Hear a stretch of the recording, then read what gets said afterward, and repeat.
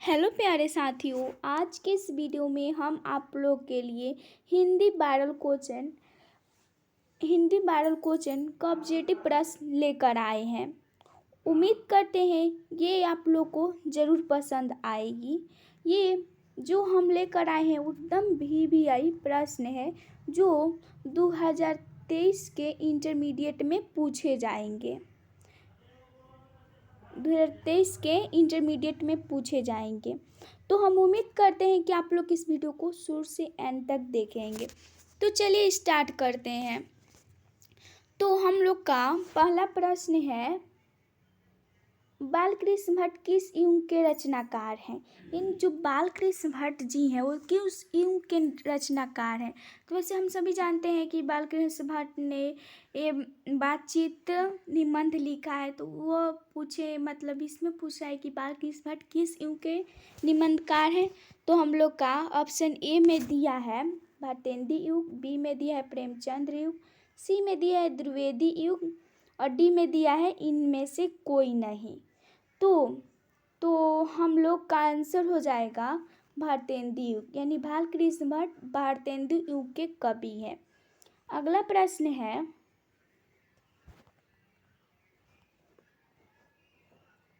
उसने कहा था, यानी जो उसने कहा था कहानी के कहानीकार कौन है? उसने कहा था कहानी के कहानीकार कौन है? तो ऑप्शन ए में दिया है चंदर शर्मा गुलेरी, सी में दिया है, यहाँ पर गलती हो गया है, बी होना चाहिए यानी भगत सिंह, और इसमें हो जाएगा बालकृष्ण भट्ट, डी में दिया है उदय प्रकाश। ठीक है, तो उसने कहा था कहानी के कहानीकार कौन है? तो हम लोग का आंसर हो जाएगा ए चंदर शर्मा गुलेरी। इसे आप लोग याद कर लीजिएगा। ये क्वेश्चन बहुत ही ज़्यादा VVI है। तो अगला प्रश्न है हम लोग का 1974 ईस्वी में छात्र आंदोलन का नेतृत्व किसने किया था? जो 1974 ईस्वी में छात्र आंदोलन का नेतृत्व किसने किया था?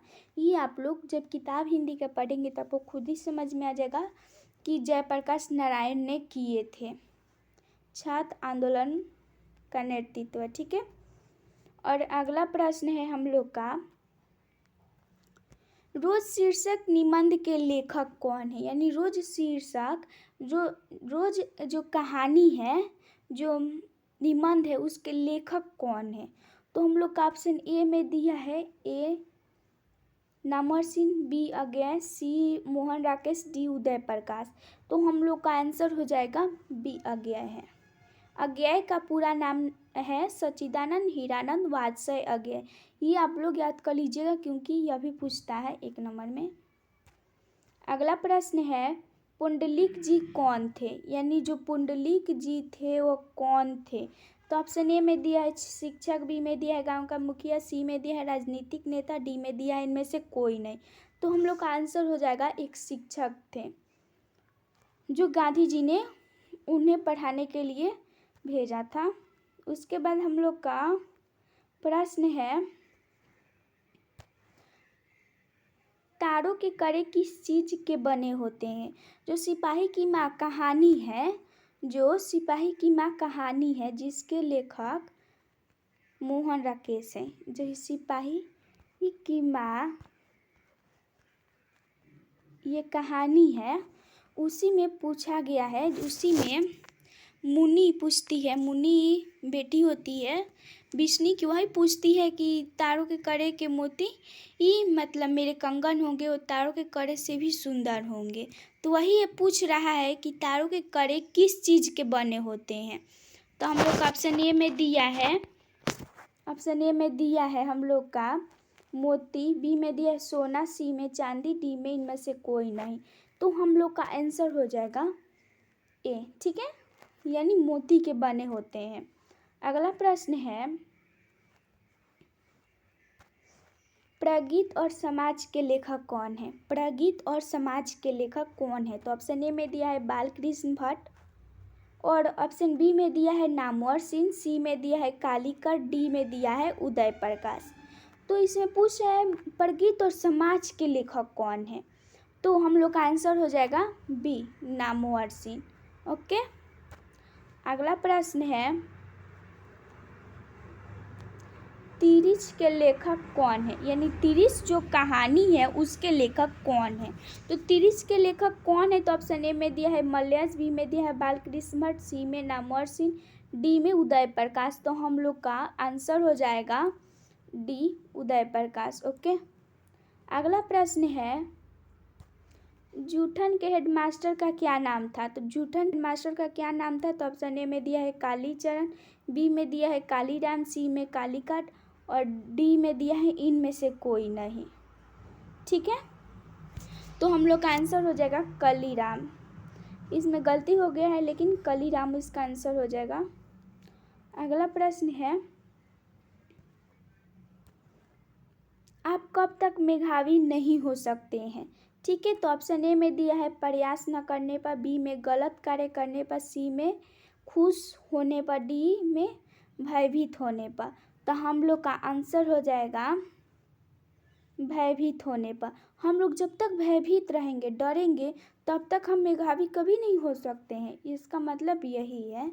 उसके बाद अब क्वेश्चन है हम लोग का, करबक के लेखक कौन है? जो करबक है उसके लेखक आखिर है कौन? तो ऑप्शन ए में दिया है सूरदास, बी में कबीरदास और सी में देखते हैं, सी में दिया है जायसी और डी में भूषण। तो हम लोग का आंसर हो जाएगा जायसी। यानी करबक के कवि जायसी जी हैं, जिनका पूरा नाम मोहम्मद मलिक जायसी है, मलिक मोहम्मद जायसी, सॉरी। उसके बाद अगला प्रश्न है हम लोग का, कबीर के लेखक कौन है? तो ऑप्शन ए में दिया है नाभादास, बी में कबीरदास, सी में जायसी, डी में भूषण।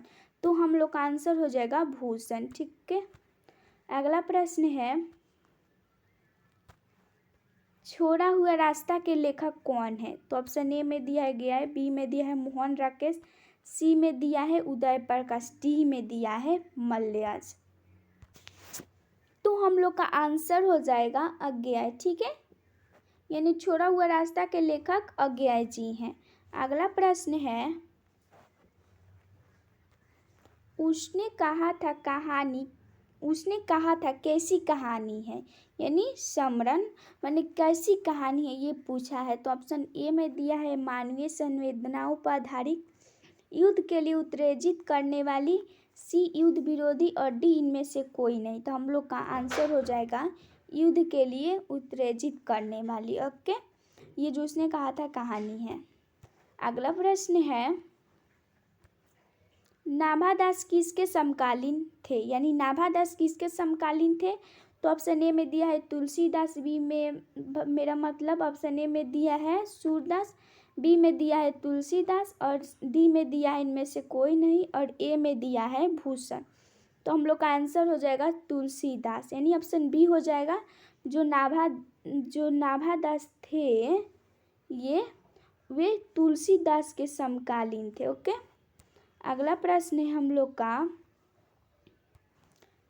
उषा का जादू कब टूटता है? यानी टूट लिखा गया, गलती हो गया है यहाँ पर, यानी टूटता है। ठीक है, इसका मतलब ये हो गया। उषा का जादू कब टूटता है? तो ऑप्शन ए में दिया है हम लोग का अंधेरा होने पर, बी में दिया है दोपहर में, सी में सूर्योदय होने पर और डी में दिन में से कोई नहीं। तो हम लोग का आंसर हो जाएगा सूर्योदय होने पर। यानी उषा का जादू कब टूटता है? तो सूर्योदय होने पर ऑप्शन। उसके बाद आंसर क्वेश्चन है, ये जो नामवर सिंह थे वह बीए तथा एमए की शिक्षा कहाँ से प्राप्त की थी? यानी नामवर सिंह प्रगीत और समाज के लेखक हैं, वह बीए और एमए की शिक्षा कहाँ से प्राप्त की? तो ऑप्शन ए में दिया है जेएनयू, बी में दिया है डीयू और सी में दिया है बीएचयू, डी में दिया इनमें से कोई नहीं। तो ऑप्शन हम लोग का सी हो जाएगा, बीएचयू से प्राप्त किए थे। यदि आप मेरे चैनल पर नए हैं तो प्लीज़ वीडियो को लाइक और चैनल को सब्सक्राइब कर लीजिएगा। हम आप लोग के लिए इतना मेहनत करते हैं, आप लोग को बस कुछ ही समय, 1 सेकेंड भी तो नहीं लगता है ना सब्सक्राइब करने में। सब्सक्राइब कर लीजिएगा चैनल को। तो अगला प्रश्न है, विनोद कुमार शुक्ल का जन्म कब हुआ था? तो ऑप्शन ए में दिया है 1 जनवरी 1937, बी में दिया है 1 फरवरी 1937, सी में दिया है 20 मई 1934, डी में दिया है 12 जुलाई 1944। तो हम लोग का आंसर हो जाएगा 1 जनवरी 1937। ओके, अगला प्रश्न है, प्यारे नन्हे बेटे के रचयिता कौन है? तो हम लोग का ऑप्शन ए में दिया है नीरज, बी में दिया है बच्चन, सी में दिया है विनोद कुमार शुक्ल और डी में दिया है अशोक वाजपेयी। तो हम लोग का आंसर हो जाएगा विनोद कुमार शुक्ल है, यानी प्यारे नन्हे बेटे कविता को विनोद कुमार शुक्ल ने लिखा है।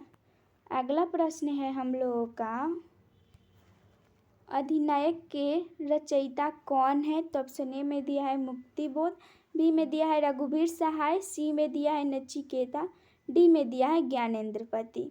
ओके, तो हम लोग का क्या होना चाहिए? अधिनायक के लेखक। तो अधिनायक के लेखक हम लोग को रघुवीर सहाय हैं। ओके, जो अधिनायक कविता लिखे हैं।